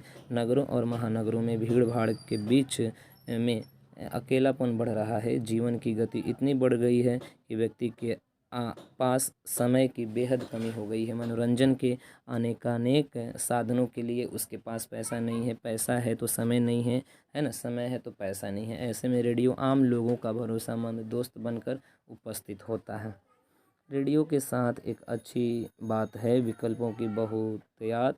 मान लीजिए कोई व्यक्ति परिवार, साहित्य, सिनेमा या नाटक देखने गया है, तो सिनेमा या नाटक चाहे ख़राब भी हो, वह अपने खर्च के कारण पूरे समय उसे वहाँ बैठना पड़ता है, विवश होना पड़ता है, लेकिन रेडियो में ऐसी व्यवस्था नहीं है। हास्य व्यंग आप देखते होंगे आजकल कवि सम्मेलन, उसमें काफ़ी आपको देखने को मिलता होगा हास्य कवि, है ना। देखिए, रेडियो माध्यम से मनोरंजन प्रधान कार्यक्रमों पर विचार करते समय हमें यह भी विचार करना पड़ेगा कि हास्य व्यंग के कार्यक्रम रेडियो माध्यम के लिए कितने उपयुक्त हैं। हास्य का संबंध हमारी शारीरिक मुद्राओं यानी अंग संचालन तथा चेहरे के हाव भाव से भी है, हमारे विचित्र पहनावे और हास्यपूर्ण हरकतों से भी है। यानी कि हास्य का संबंध दृश्य कार्यक्रमों से अर्थात टेलीविज़न अथवा फिल्म से बेहतर हो सकता है। रेडियो माध्यम पर अलग संचालन, मुख्य मुद्राएं, विचित्र पहनावा और अन्य हरकतें संभव नहीं है। अब इस यूनिट में कोई इम्पोर्टेंट नहीं है, अभी जो इसमें है इसे थोड़ा सा आप देख लीजिएगा जो भी इसमें है, ठीक है। हालांकि इसमें कोई इम्पोर्टेंट मेरे हिसाब से नहीं है। व्यंग वार्ता यहाँ पे दिया गया है ना, व्यंग वार्ता ये थोड़ा सा देख लीजिए। व्यंग वार्ता के बारे में तो हम लोगों ने ऊपर पढ़ाई। चुटकुला के बारे में आप जानते हैं। गीत संगीत इसके बारे में भी आप जानते हैं, है ना। यहाँ पे देखिए जो गीत संगीत है इसमें कुछ इन श्रेणियों में बांटा गया है गीत संगीत को। पहला क्या, तो गीत संगीत के सामान्य कार्यक्रम, कंपेयर्ड कार्यक्रम, उच्चारित शब्द कार्यक्रम और गीतों भरी कहानी। यहाँ पे छोटा छोटा ये पॉइंट है, इसको लोकगीत यहाँ पे दिया गया है। फिल्म संगीत, है ना, और फरमाइशी कार्यक्रम, ये सब आप ऑलरेडी इसमें फरमाइश किए जाते हैं। फरमाइशी, गीतों भरी कहानी, गीत में ही मतलब कहानी को लेकर के उसी को गीत बना दिया जाता है ना। देखे होंगे अक्सर ये शादी ब्याहों में जो औरतें गाती हैं उसमें क्या होता है, एक इस तरीके से कहानी के तौर पे भी वो गा देती हैं, किसी पे भी जोड़ करके वो बना देती हैं। क्विज़ या प्रश्नोत्तरी यानी कि क्वेश्चन आंसर, जैसे कि आप देखते होंगे केबीसी वगैरह, तो उसमें प्रश्नोत्तर होता है ना। ये भी प्रोग्राम इस तरह भी होता है। पहेली का भी एक प्रोग्राम होता है जिसमें आप देखे होंगे, अगर रेडियो सुने होंगे तो बीच बीच में कहीं कहीं एक पहेली भी दे दिया जाता है, उसे सुलझाया जाता है ना। अंताक्षरी आप तो ऑलरेडी हम लोग तो स्कूल से खेलते ही चले आ रहे हैं। एफएम चैनल के बारे में तो हम लोग ऑलरेडी जानते हैं, इसमें आपको और कुछ जानने की ज़रूरत नहीं है। अब यहाँ से स्टार्ट होता है हमारा यूनिट 9, आंखों देखा हाल यानी कमेंट्री, ठीक है। कमेंट्री जानते हैं?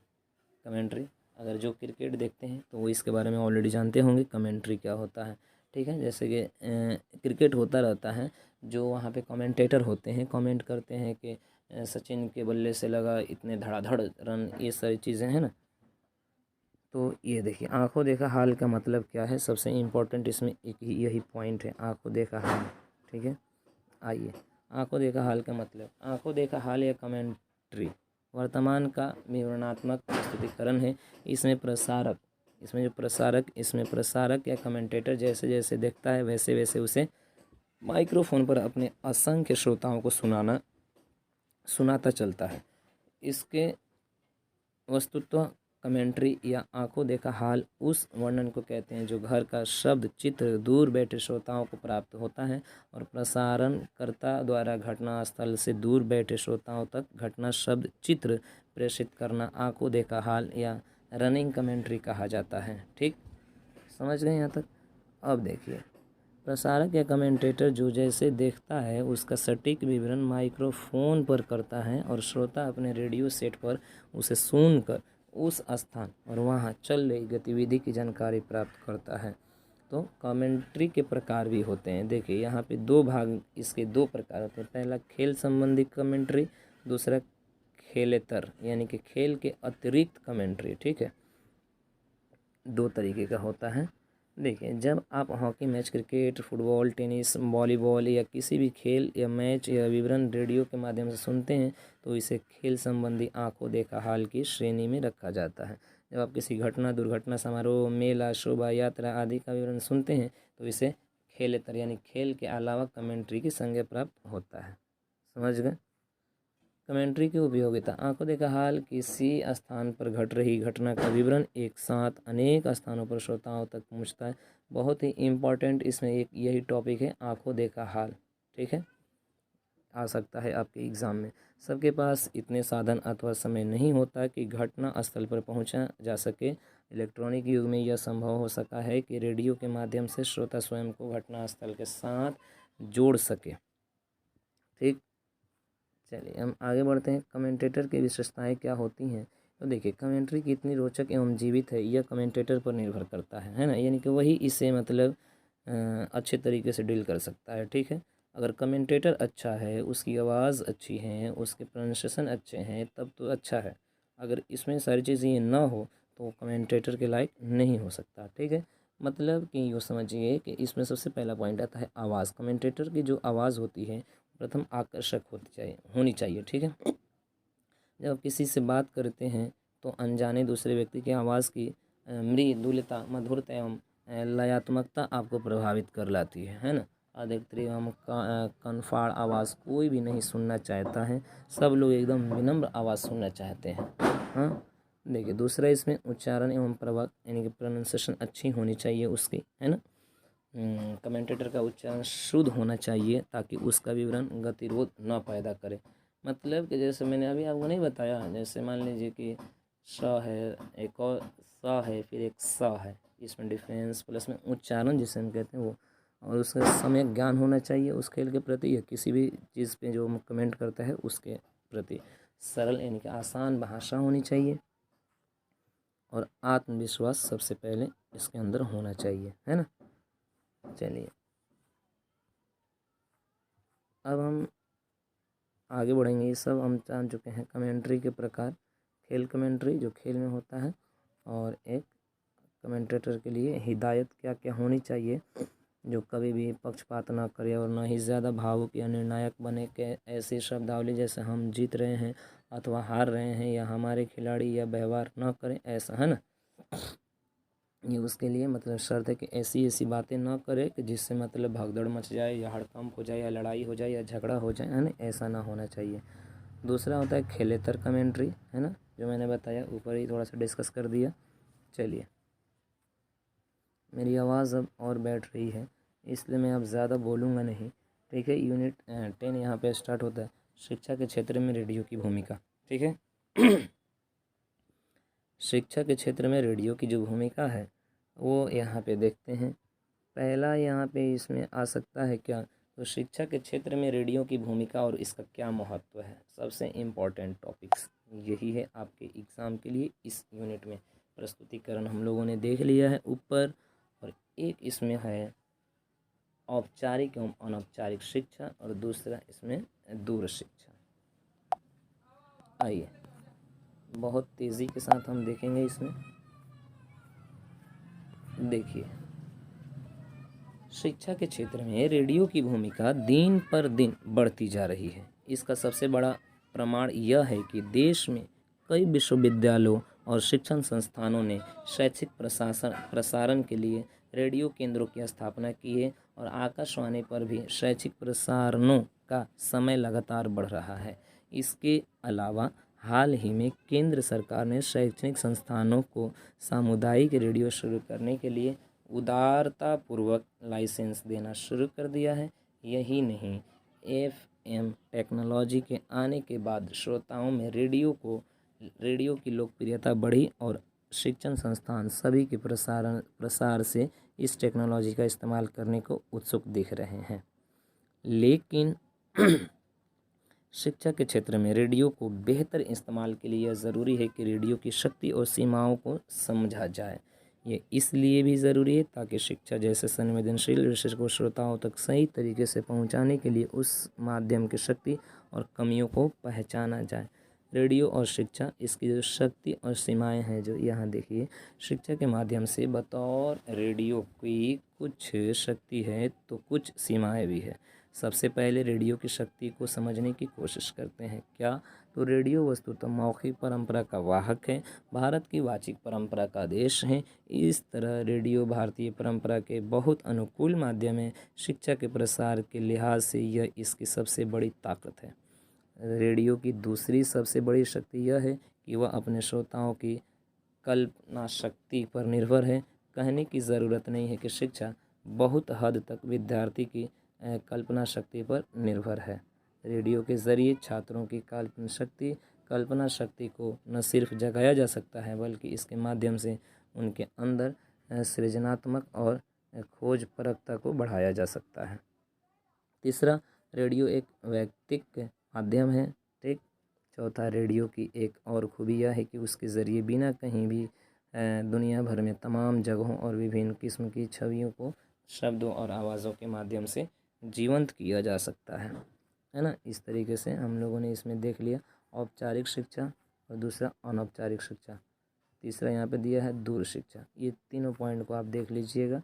और बाकी इसमें जो इम्पोर्टेंट दिया गया है शैक्षिक प्रसारण, मेरी आवाज़ अब नहीं निकल पा रही है इसलिए मैं टिक लगा दे रहा हूँ, इसको आप देख लीजिएगा।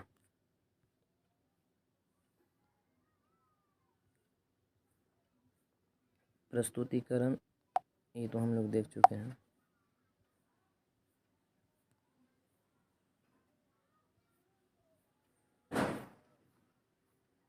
विज्ञान और सामाजिक विज्ञान का शिक्षण और रेडियो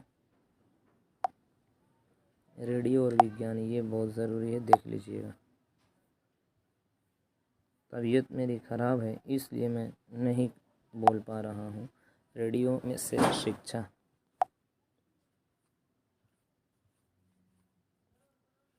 अब इस यूनिट में कोई इम्पोर्टेंट टॉपिक्स नहीं है।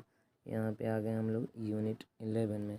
यूनिट 11 में बच्चों के लिए रेडियो, इसमें कोई इम्पोर्टेंट टॉपिक्स नहीं है। एक इसमें है बस प्रयोजन और प्रासंगिकता, बस।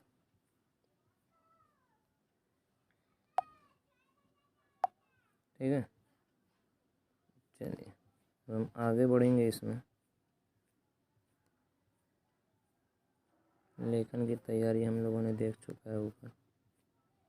ब्लॉक 1 एकदम इम्पोर्टेंट है, उसे आप ज़रूर देख लीजिएगा।